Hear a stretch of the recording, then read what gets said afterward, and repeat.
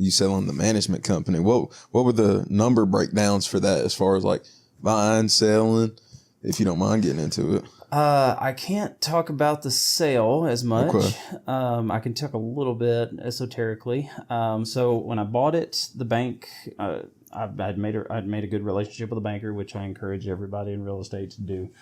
A commercial banker, somebody that is able to actually authorize giving loans. Jimmy Moncrief at Pinnacle is my banker. He is my guy. Okay. He and I go to lunch. We talk on the phone. We talk about the stock market and real estate and everything. So I encourage as many people as possible to have a good relationship with your banker. But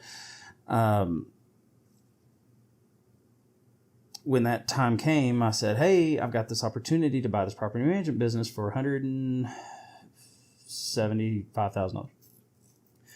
And he said, okay, well, the bank will loan 2 times EBITDA, which is basically earnings minus a few of the expenses. And so that's how much we'll loan. So I went to the seller and said, hey, which was my parents. They were the primary owners. Said, this is all they value it at. Yeah. And that was true. That was how the bank valued businesses. It was a 2x EBITDA multiplier. And multipliers are how businesses get evaluated. It's some kind of multiplier. Different businesses and industries have different multipliers. And usually as the company gets bigger and more self-sustaining, that multiplier improves. The smaller and the more grinding that it is, the smaller the multiplier. So bought it for about 175-ish. I had to put a little money down, but I negotiated that they would leave a little money in the business because usually you have to also come in with your own operating capital. They keep all theirs and you bring in your own. Okay. So there were some negotiations that went into play there. But basically I wound up paying, like I said, about $175,000. Then got my partner in there. We worked on it. So we went from 180 units to 350, give or take. And I try to be conservative on that and not include some of them that were kind of there but weren't quite there yet, like they were under big remodels and stuff like that. Yeah. So I can tell you this, at the time, the revenue number, which is your top line money in number, not all the rents, but like the management fees and those types of things. Those are the revenue for a management business. We were at like 250. It was 250,000 when I bought it. Was the revenue number.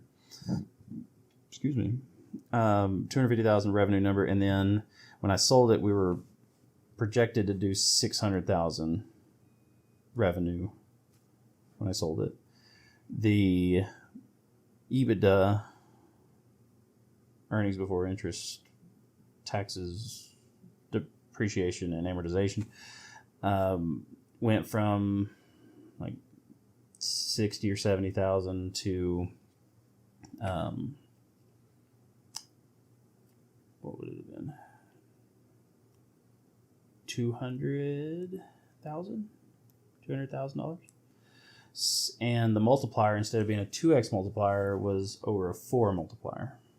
Okay. So not only did I increase the actual profitability of the business, which is a very important lever in terms of the value of the business, but because I made it bigger and more self-sustaining, I also increased the multiple by which it was valued. Awesome. So more or less... Do your math. Do your math. That's all I can say on that. Do your math. Yep. I don't want you to get too into it if you don't. Yep. Don't want to get in trouble. For sure. I have strong opinions for Evernest, and I think that they are doing a good job taking on what we're doing. They are one of the purchasers of property management companies in the country. Yeah. And so I would, not only do I contractually have to say that they are the best property management in the country, but they do a very good job. They still manage my properties. Yeah. So. They're not making me say that. No, they're not making me say anything ever. So what all does the,